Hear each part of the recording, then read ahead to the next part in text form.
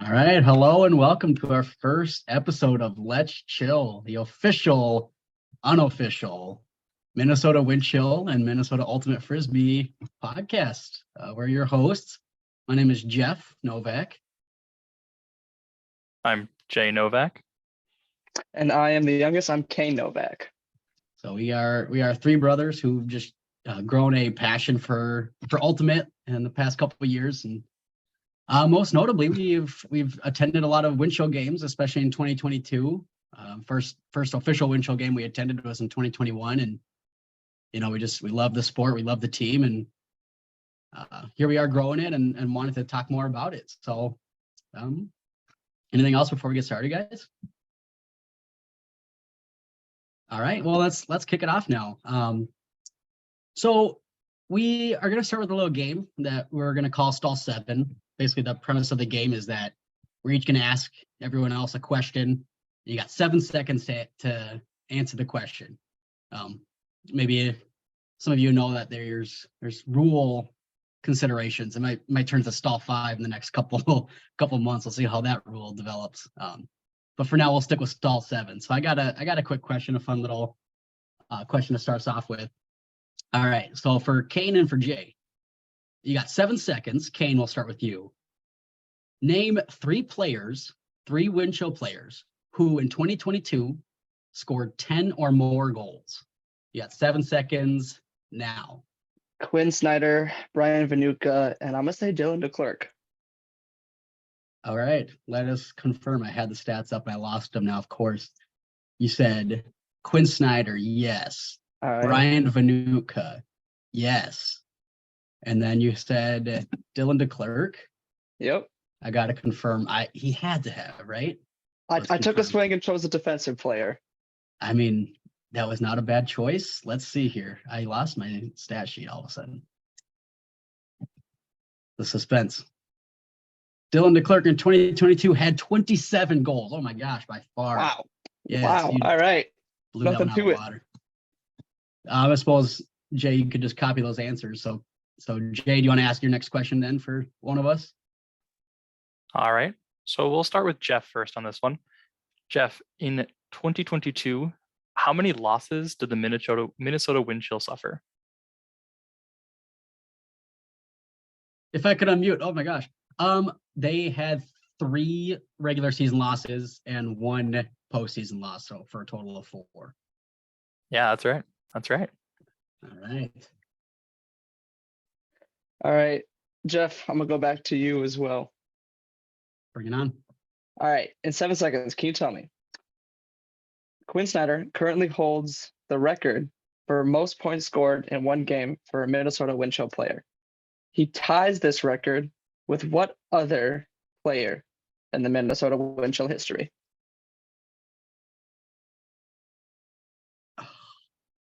Is it Ben Jagt? It is Ben Jagt. Let's go! On the 7th second, he got the answer. Let's Ben go. Jagt and Quinn Snyder, both 10 points in one game. Jeez. Yeah, and I can actually take my second question, hand one over to Jay here. In the 2022 regular season play, there was one Minnesota Wind Chill player who pulled the disc all the way out the backside of the opposing end zone. He then sprinted down the full length of the field, and on their first throw of possession, he got a Callahan. What player was this?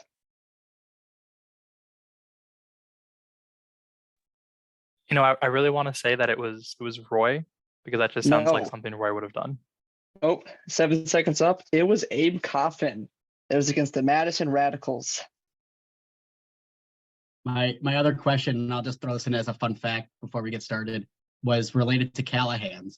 So doing some quick research, there's 5 or 6 players on the Wind Chill who have scored a Callahan in the history of the team. The last Callahan to have scored was against Indy in 2021, and none other than Nick Vogt had scored that Callahan. So good company there.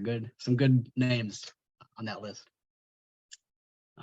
Well, so speaking of some great success and some huge plays that we got to see in 2022, let's talk about the season. I mean, this episode, we're really going to keep it to just a general overview of what happened in 2022 with the wind chill and what we saw and what we're excited for. So just to kick it off and just have a question, what the big question that we're always left with the wind chill is, what on earth happens when we play Chicago? Because all of our losses except one in 2022 came to Chicago, most notably the playoff loss, which again, I mean, in 2021, they lost to them in the playoffs too.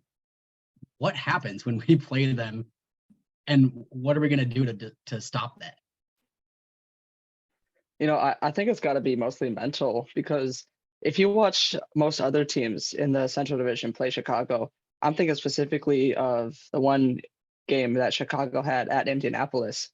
They won by 1 point, and Indianapolis was actually leading for the majority of that game. And this was the week directly after Indianapolis was at Minnesota for a game, and we beat them by I think it was close to 10. So, I mean, it's not a skill thing, I'd say. I personally think it's really just a mental block we have against Chicago. Because again, you look at our 2021 season as well, as you mentioned, the only team we lost to was Chicago, and all of our games against them are close until we get to the playoffs. But that's a different story. Well, that's interesting too, because even in 2021, the playoff game, and we pulled the Minnesota and lost in the last 5 minutes of the quarter of the whole game. We should have had that one, and 2022 is a totally different game. We weren't even the same team who were playing Chicago, but. So I think in 2022, just looking at this from a more statistics angle, Chicago had a significantly better offense than what Minnesota had gone up against in the rest of the Central Division. As we know, Minnesota's defense was one of the best in the league, arguably the best in the league, depending on how we compare different divisions. And Chicago's offense just didn't give Minnesota's defense very many, if any, chances to capitalize. So when Minnesota's offense faltered, Minnesota's offense didn't do that great. It was Chicago that could capitalize on that and get those break points that they needed that ultimately Minnesota never got. So ended up losing to Chicago there.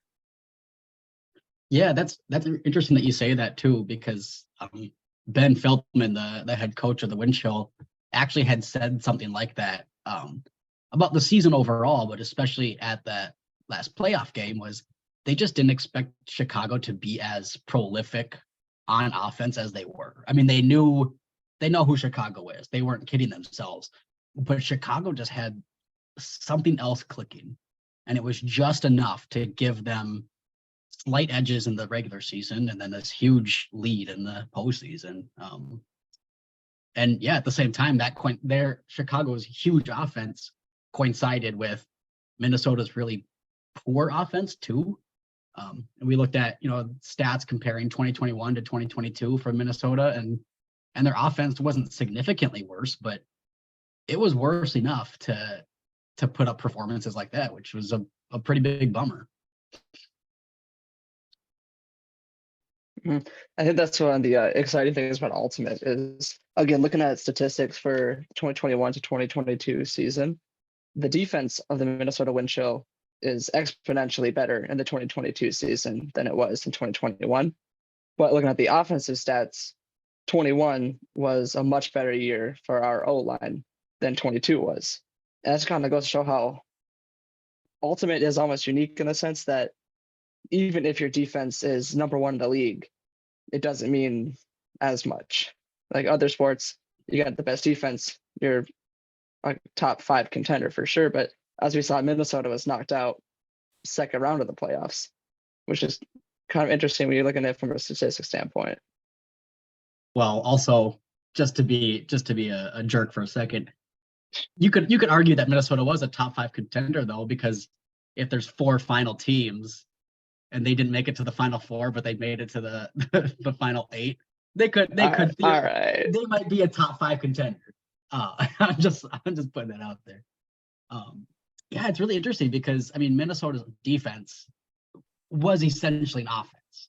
I mean, the amount of break points that they were scoring, and just how often their defense was on the field, actually almost made it probably worse for their offense, because their offense barely even got a chance to play. And that's not even being dramatic. In some games where, again, like against Indy, like it was breakpoint after breakpoint after breakpoint, and we were right there in the stands, and it was like Quinn Snyder is never on the field, but Dylan DeClerc is out here scoring, 5 goals a game. Like something's up. That's unique. Right. So who were those big names then, I guess? Like, or rather, who should those big names be next year? Because now we've got a great 2021 lineup. We have a great 2022 lineup, and they're pretty much similar. They're very similar lineups, but very different results, right? Offensive heavy, defensive heavy. So like, what is 2023 looking like for us? Well, I think that you can't talk about the future of the Win Show without talking about kind of the history of it and the key players who really anchored it this year. I mean, as I mentioned earlier, you got Brian Vanuka, who showed up this season, had one of his best years of all time. And I'd argue he wasn't even the best player on the Win Show this year. I mean, you got players like Brandon Mattis, who in his 100th game of the year put up some massive numbers this year. And so I think if we look towards those veterans, you got people like Josh Klain, who I think holds the record for most assists in a regular season. You look back at guys like that who have so do the veterans on this team and start to put some more emphasis on a stronger offense. So like guys like Josh Klain, and then you mix it into younger guys like A-Roy and really start to hammer in having a stronger offense with both experience and just raw skill. Not to be a bit of a downer on that point, but Minnesota, I believe, did just trade A-Roy to New York. Is that official? I'm not positive, but that's what they've, I mean, of course, been looked at very, very heavily. There are rumors that, and right, like we're breaking the news here, and maybe by the time this podcast is out, maybe this is old news. A-Roy and Jurek both are East Coast boys. Are they giving us Ben Yap back? That's what I'm saying, right? They better. So it looks like, yeah. So the rumors, and this isn't even rumors. This is posted on AUDL's page. You can find this on the AUDL. The rumors they're looking at is trading A-Roy, people like A-Roy DeClerc, even Snyder for people like Ben Yat and Connor Klein. We don't know exactly what and who, but these are rumors that have been discussed. And of course, the AUDL oversees all these trades. So of course, they've been there and present for this whole time. Okay. Well then, Jay, what's the key to next year then? What's your answer to that? Since you kicked A-Roy out from under me. So hopefully, if we can get Ben Yat, I would like to see a stronger trade for offense. I would like to see our defense was fantastic. Our defense has always been fantastic. But especially in Ultimate, defense doesn't win you games. Offense wins you games. If you give up a break point, you're basically just throwing away the game right there if you can't get it back. But if you don't give up a break point, like Chicago did to Chill so frequently this last season, you just don't lose the game. Chicago didn't give up break points to Minnesota, so if Minnesota doesn't give up break points back, it's going to be neck and neck and even tighter. Okay, first of all, I just want to bring this back. Like the fact that we're even talking about Ben Yat being back on the Win Show. Like Jay, you weren't there, and for our listeners, Kane and I are always on. We're the two on the fence at every Win Show game. We're always right there. We're the ones with the signs screaming. We're probably annoying you and all that. But Ben Yat's brother had showed up to a couple, at least two games. And we had some kind of one-on-one interactions with him, and we kept saying, "Hey, when's Ben Yat coming?" And of course we meant coming to watch a Win Show game. But hey, if that means coming to play for a Win Show team again, I'm not going to bring get the too hometown upset. boy back. Bring him back. Let's do that. Let's bring him back. And man, I just can't even wrap my head around the fact that we're talking about it, and I can't get too excited, but that's cool. And Jay, you had mentioned too that defense doesn't win you games, and I agree with your premise, or rather your example of Chicago not giving up a break point. I mean, again, the Win Chill won games because of breakpoints, right? I mean, because they took opportunities that they were given and capitalized. I mean, if you put one word on the season, it's capitalized, because that's exactly what they did on defense. But I guess I'm almost thinking out loud here. Their defense is what won them games. And on the contrary, where if Chicago were to give up a break point, then Minnesota's defense would have won them the game. So does defense win you games, or does offense lose you games? Or is that nothing? Am I trying to? I kind of see the point you're making. I guess the point I was more going for is that strong defensive players that get blocks, players that get interceptions, aren't the majority of breakpoints. The majority of breakpoints are going to be coming from dropped passes, heavy pressure on players. It's not the extreme defensive stats we're looking at. We're not looking at blocks or interceptions for these turnovers. Sometimes it's even just stall counts, So good defensive players are important, but once you get that disc back, you're on offense again. So your D-line needs to be strong offensively, like Minnesota's was this last season, so they can capitalize on it. But like I would say, Minnesota's defense didn't really win them games so much as their ability to capitalize on other teams' offensive mistakes. So because Indy dropped the disc a lot, Minnesota won, is what you're saying. Yeah, pretty much. And if we're looking forward to like the future of the wind chill, we know our defense across the board is locked down, and we saw some crazy numbers again this year. So I mean, we can get rid of, as much as it hurts to say, if it is a rumor that we're trading DeClercq, I'll take the DeClercq trade for Jagt. Like I'll take that any day, because I don't know if I would though. He had 27 goals this year. Like exactly what Jay is saying. Let's check Jagt's numbers though. Let's see what he's putting up. I mean, true, but that's not a one-to-one trade. I mean, these are two different. These are not, right? Like we're putting these two players in different situations. Without knowing the stats, without having the stats right here, I would venture to guess that Dylan DeClercq was probably one of the most effective players on the wind chill this year. Because both defensively, he had a lot of turnovers. He probably forced stall counts, maybe inadvertently. It's something you can't measure, but like he's really defending someone down there, so that causes the handler to not be able to get the disc off, right? So maybe he's inadvertently doing other things, and he's scoring 27 goals as a defensive player. Like I know we're talking rumors here, and we're getting really into the weeds real fast, but like that's not the move. Even for Ben Jagt, Dylan DeClercq's not your guy. I would have to say that I disagree with that. I think DeClercq had a great season. I think DeClercq is a fantastic player, but this was his best season. And I think if you put DeClercq on a different team for Ben Jagt, you could give our O-line, a downfield target, someone they can always trust that was going to get the disc, 99 times out of 100. DeClercq might get the disc 1 out of 100 times if he's New York versus the chill, but Ben Jagt's going to get the other 99 if he's on the chill. So I see what you mean. So I guess the question we're circling around, the question we need to answer, and the question we need to ask is, what is Minnesota missing? Are they missing a handler? Are they missing a downfield cutter who can lay out at every single thing that's within 20 yards of him? Are they looking for a defensive player who can force a turnover? Like who is Minnesota missing?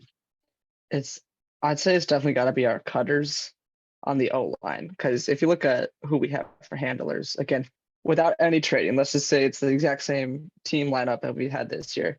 Yep. Every single person on D-line was consistent and did their job as they should on the D-line. And you go over to our O-line, we had quite a few injuries this year that affected some things. I mean, we were missing Nick Vogt for a large chunk, if not the entire season. I mean, that's a huge star player that would have been perfect to help anchor our offense a little bit more. And so we got the handlers, we got the people we need. If we can plug in another person like Ben Jagt to have that strong offensive efficiency for those big hucks, then that could be something that we were missing this year. Or even like you mentioned, like let's get Nick Vogt back. Like, right. and I'm not saying Nick Vogt and Benyat are comparable, and obviously we'd love to have both of them on the field at the same time. But I wonder if getting a Nick Vogt back is almost as effective while keeping everyone you have right now too, right? Like without having to get rid of DeClerc, but you get Nick Vogt who's like discount Benyat, right? That's a possibility, right? It's accurate. It's like if you go to the Dollar Tree, you got Nick Vogt, and you go to Target. Okay, but no, I take that back. That's doing Nick Vogt so dirty. Nick Vogt, if you're listening, man, we'd love to have you on the podcast sometime.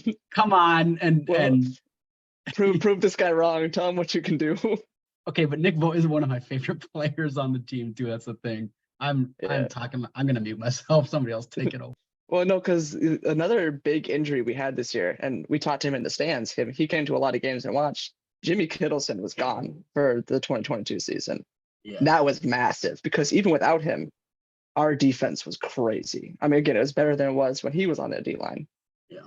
So I wonder if, I don't have the stat sheets of what the O-line and D-line looked like, but if we could put Kittleson back on D-line, maybe that could free up some players who were maybe be better suited on O-line.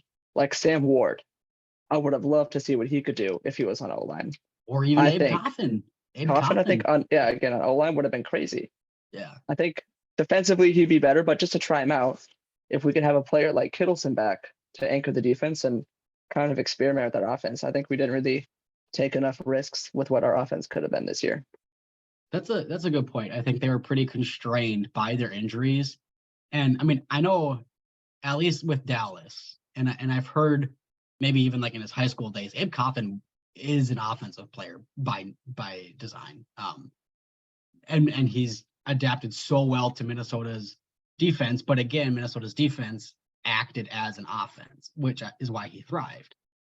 I think they keep him on defense for that exact reason and for his polls. Everyone's talking about his polls now, which is huge. And right, he got his own Callahan. He got a Callahan because of his own poll. So, but point taken. I mean, absolutely. If you get your major defensive players back, you can flex these other players to fit your needs as the game develops. I like to bring us back to what we were talking about, which was how, like, what does Minnesota need? And I think the way we're discussing it actually brings up a great point, which is I don't think it's one player. I think that the team as a whole needs to just be restructured and players be moved around to fit better roles. I think what Minnesota did really well this year was their defense, obviously. What they did really poorly this year was they didn't change from their format. They saw what was working and they stuck to it even when it wasn't working. And I remember I was at the finals weekend this year, and I got to watch, the Flyers play the Empire, and the Flyers started off doing bad. And by the end of the game, they had changed their game plan. They were, hustling different directions. They were running different pass plays. They were still losing, but they had figured out what they needed to do better. And Minnesota never really did that this season. And while the Flyers made a small comeback and ended up losing to the Empire, they at least tried something else. It makes a lot of sense, actually. Man, it reminds me of the Twins. Like it's so calculated. It's so formulaic. Like it's the seventh inning. There's one out, and we have to bring this very specific pitcher in. Doesn't matter who's up to bat, right? Like it's like this is your role, and that hurts you in the end. And we can talk about the Twins on another podcast, but same idea, right? They see one thing, they see a pattern, and they follow that because they don't know anything else. Yeah, for sure. And I think that was a struggle, especially again for the O-line, because there's not much variation you can do with defense.